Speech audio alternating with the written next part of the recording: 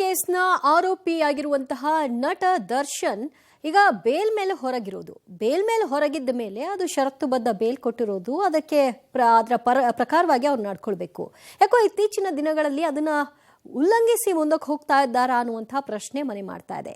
ಯಾಕೆ ಅಂತಂದ್ರೆ ಕೊಲೆ ಕೇಸ್ನ ಆರೋಪಿಯಾಗಿರುವಂತಹ ದರ್ಶನ್ ಹೊಸ ಸಂಕಷ್ಟವನ್ನ ಮೈ ಮೇಲೆ ಎಳ್ಕೊಂಡಿದ್ದಾರೆ.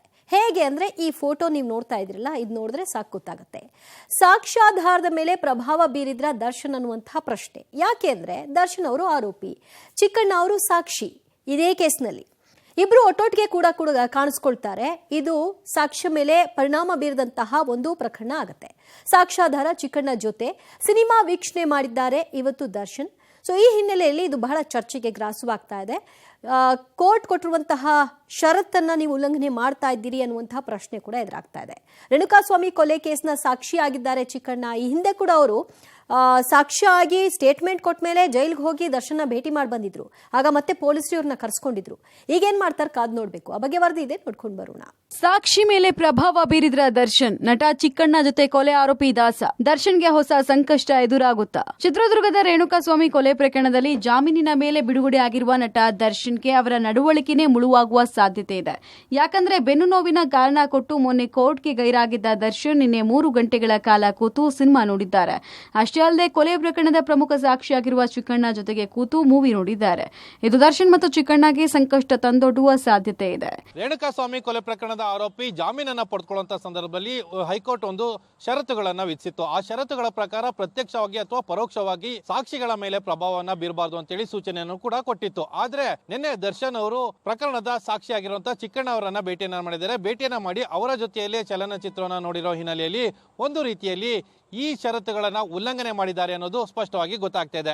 ಈ ಮೂಲಕ ನಾಳೆ ಅಂದ್ರೆ 22ನೇ ತಾರೀಕು ಸುಪ್ರೀಂ ಕೋರ್ಟ್ ನಲ್ಲಿ ನಡೆಯುವಂತ ಜಾಮೀನು ಅರ್ಜಿ ವಿಚಾರಣೆ ಏನಿತ್ತು, ಜಾಮೀನು ಅರ್ಜಿ ವಿಚಾರಣೆ ಸಂದರ್ಭದಲ್ಲಿ ಇದನ್ನು ಕೂಡ ಮುನ್ನೆಲೆಗೆ ತರುವಂತಹ ಪ್ರಯತ್ನಗಳನ್ನ ಪ್ರಾಸಿಕ್ಯೂಷನ್ ಮಾಡುವಂತ ಸಾಧ್ಯತೆಗಳು ಕೂಡ ಇರುವಂತದ್ದು. ಯಾವುದೇ ಕಾರಣಕ್ಕೂ ಸಾಕ್ಷಿಗಳನ್ನ ಭೇಟಿ ಮಾಡುವಂತಿಲ್ಲ, ಹೀಗೆ ಹಲವು ಷರತ್ತುಗಳನ್ನ ವಿಧಿಸಿ ಕೋರ್ಟ್ ದರ್ಶನ್ ಮತ್ತು ಗ್ಯಾಂಗ್ಗೆ ಬೇಲ್ ಕೊಟ್ಟಿತ್ತು. ಆದರೆ ರೇಣುಕಾಸ್ವಾಮಿ ಕೊಲೆ ಕೇಸ್ ಸಾಕ್ಷಿದಾರ ಚಿಕ್ಕಣ್ಣ ಜೊತೆಗೆ ಆರೋಪಿ ದರ್ಶನ್ ವಾಮನ ಸಿನಿಮಾ ವೀಕ್ಷಣೆ ಮಾಡಿದ್ದಾರೆ. ಇದು ಭಾರೀ ಚರ್ಚೆಗೆ ಗ್ರಾಸಾಗಿದ್ದು ಪೊಲೀಸರಿಗೆ ಜಾಮೀನು ರದ್ದುಗೊಳಿಸೋಕೆ ಹೊಸ ಅಸ್ತ್ರ ಸಿಕ್ಕಂತಾಗಿದೆ. ಈ ಹಿಂದೆ ಪರಪ್ಪನಗ್ರಹಾರ ಜೈಲಲ್ಲಿ ದರ್ಶನ್ ಇದ್ದಾಗ ಚಿಕ್ಕಣ್ಣ ಭೇಟಿಯಾಗಿದ್ರು. ಸಾಕ್ಷ್ಯಾಧಾರನ ಮೇಲೆ ಪ್ರಭಾವ ಬೀರುವ ಸಾಧ್ಯತೆ ಹಿನ್ನೆಲೆಯಲ್ಲಿ ಪೊಲೀಸರು ಚಿಕ್ಕಣ್ಣಗೆ ಬುಲಾವ್ ಕೊಟ್ಟಿದ್ರು. ಈಗ ಇಬ್ರು ಒಟ್ಟಾಗಿ ಕೂತು ಸಿನಿಮಾ ವೀಕ್ಷಣೆ ಮಾಡಿರೋದು ಹೊಸ ಚರ್ಚೆಯನ್ನ ಹುಟ್ಟುಹಾಕಿದೆ. ರೇಣುಕಾಸ್ವಾಮಿ ಕೊಲೆ ಕೇಸ್ನ ಆರೋಪಿಯಾಗಿರುವಂತಹ ನಟ ದರ್ಶನ್ ಅವರು ನಿನ್ನೆ ಚಿಕ್ಕಣ್ಣ ಅವರ ಜೊತೆ ಕೂತು ಸಿನಿಮಾವನ್ನ ವೀಕ್ಷಣೆ ಮಾಡಿರುವಂಥದ್ದು. ಕೊಲೆ ಕೇಸ್ನಲ್ಲಿ ಚಿಕ್ಕಣ್ಣ ಸಾಕ್ಷಿದಾರರಾಗಿರುವಂಥ ಕಾರಣ ಯಾವುದೇ ಕಾರಣಕ್ಕೂ ಸಾಕ್ಷಿದಾರರನ್ನ ಭೇಟಿ ಆಗಬಾರ್ದು, ಅವರ ಮೇಲೆ ಒತ್ತಡ ಹೇರಬಾರ್ದು ಅನ್ನುವಂಥ ಒಂದಷ್ಟು ಕಂಡೀಷನ್ ಹಾಕಿ ಜಾಮೀನನ್ನು ಕೊಟ್ಟಿದ್ರು. ಅವನ್ನು ಉಲ್ಲಂಘನೆ ಮಾಡಿ ಚಿತ್ರನಟ ಚಿಕ್ಕಣ್ಣ ಅವರ ಜೊತೆ ಸಿನಿಮಾ ವೀಕ್ಷಣೆ ಮಾಡಿರುವಂಥದ್ದನ್ನು ಅಸ್ತ್ರವನ್ನು ಮಾಡಿಕೊಂಡು ನಟ ದರ್ಶನ್ ಅವರ ಜಾಮೀನು ಕ್ಯಾನ್ಸಲ್ ಮಾಡಲಿಕ್ಕೆ ಪೊಲೀಸರು ಏನಾದರೂ ಅಸ್ತ್ರವನ್ನಾಗಿ ಬಳಸ್ಕೊಳ್ತಾರಾ ಅನ್ನುವಂಥ ಚರ್ಚೆಗಳು ಈಗ ವ್ಯಕ್ತವಾಗ್ತಾ ಇರುವಂತ. ಕೋರ್ಟ್ಗೆ ಗೈರು, ಸಿನಿಮಾಗೆ ದರ್ಶನ್ ಹಾಜರ್. ಬೆನ್ನು ನೋವು ಲೆಕ್ಕಿಸದೆ ವಾಮನ ಸಿನಿಮಾ ವೀಕ್ಷಣೆ. ಅಸಲಿಗೆ ಬೆನ್ನು ನೋವಿನ ಕಾರಣ ಕೊಟ್ಟು ದರ್ಶನ್ ಮೊನ್ನೆ ಕೋರ್ಟ್ ವಿಚಾರಣೆಗೂ ಗೈರಾಗಿದ್ರು. ದರ್ಶನ್ ನಡೆಗೆ ಕೋರ್ಟ್ ಆಕ್ಷೇಪ ವ್ಯಕ್ತಪಡಿಸಿ ಎಚ್ಚರಿಕೆಯನ್ನು ಕೊಟ್ಟಿತ್ತು. ಆದ್ರೆ ಮರುದಿನವೇ ದರ್ಶನ್ ಮನೆಯಿಂದ ಬಲು ದೂರದ ಜಿಟಿ ಮಾಲ್ಗೆ ಬಂದು ಆಪ್ತ ಧನ್ವೀರ್ ನಟನೆಯ ವಾಮನ ಚಿತ್ರವನ್ನು ವೀಕ್ಷಿಸಿದ್ದಾರೆ. ದರ್ಶನ್ ಕುಂಟುತ್ತಾನೆ ಬಂದಿದ್ರು, ಅದೇ ರೀತಿಯಲ್ಲಿ ಕೋರ್ಟ್ಗೂ ಬರಬಹುದಾಗಿತ್ತು ಅಂತ ಟೀಕೆ ವ್ಯಕ್ತ ಆಗ್ತಾ ಇದೆ. ದರ್ಶನ್ ಈ ನಡವಳಿಕೆ ಅವರಿಗೆ ಕಾನೂನು ತೊಡಕು ಉಂಟಾಗುವಂತಹ ಸಾಧ್ಯತೆ. ಕೊಲೆ ಆರೋಪಿ ದರ್ಶನ್ ಅದೇ ಪ್ರಕರಣದ ವಿಚಾರಣೆಗಾಗಿ ಮಂಗಳವಾರ ಕೋರ್ಟ್ಗೆ ಹಾಜರಾಗಬೇಕಾಗಿತ್ತು. ಆದ್ರೆ ಬೆನ್ನು ನೋವಿನ ಕಾರಣ ಕೊಟ್ಟು ದರ್ಶನ್ ಅವರು ಗೈರಾಗಿದ್ರು. ಆದ್ರೆ ಮರುದಿನವೇ ಅವರ ಆಪ್ತ ಧನ್ವೀರ್ ನಟನೆಯ ವಾಮನ ಸಿನಿಮಾ ನೋಡೋದಕ್ಕೆ ಆರ್ ನಗರದಿಂದ ಜಿಟಿ ಮಾಲ್ಗೆ ಬಂದಿರ್ತಾರೆ, ಕುಂಟುತ್ತಲೇ ಬಂದಿರ್ತಾರೆ. ಹೀಗೆ ಅವರು ಕೋರ್ಟ್ಗೂ ಕುಂಟುತ್ತಲೇ ಹೋಗ್ಬೋದಿತ್ತು. ಆದ್ರೆ ಕುಂಟು ನೆಪ ಹೇಳಿ ಈ ತರದ ಒಂದು ಕಾನೂನು ವಿಚಾರವಾಗಿ ದರ್ಶನ್ ತಪ್ಪಿಸ್ಕೊಂಡ್ರ ಅನ್ನೋದು ಚರ್ಚೆಯಾಗಿರುವಂತದ್ದು.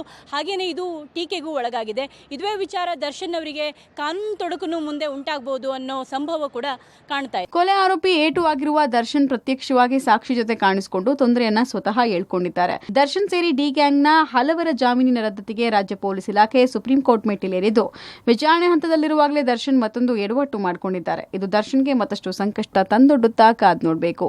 Bureau report, public TV. ಪೊಲೀಸರಿಗೆ ಇದು ಹೊಸ ಅಸ್ತ್ರ ಆಗುತ್ತಾ ಅನ್ನೋದನ್ನ ಕಾದ್ ನೋಡಬೇಕು. ಕಾರಣ ಕೋರ್ಟ್ ಹೋಗ್ರಿ ಅಂದ್ರೆ ಬೆನ್ನೋವಿನ ಕಾರಣ ಕೊಡ್ತಾರೆ. ಆದ್ರೆ 3 ಗಂಟೆ ಹೋಗಿ ಸಿನಿಮಾ ನೋಡ್ತಾರೆ. ಇನ್ನೊಂದ್ ಕಡೆಯಲ್ಲಿ ಸಾಕ್ಷಿ ಜೊತೆಗೆ ಕೂತ್ಕೊಂಡು ಸಿನಿಮಾ ನೋಡ್ತಾರೆ. ಎಲ್ಲ ಒಂದ್ ಕಡೆಯಲ್ಲಿ ಇದೆಲ್ಲವನ್ನು ಮರ್ತ್ರ ದರ್ಶನ್ ಅಥವಾ ಮರ್ತಂತೆ ನಟಿಸ್ತಾ ಇದ್ದಾರಾ?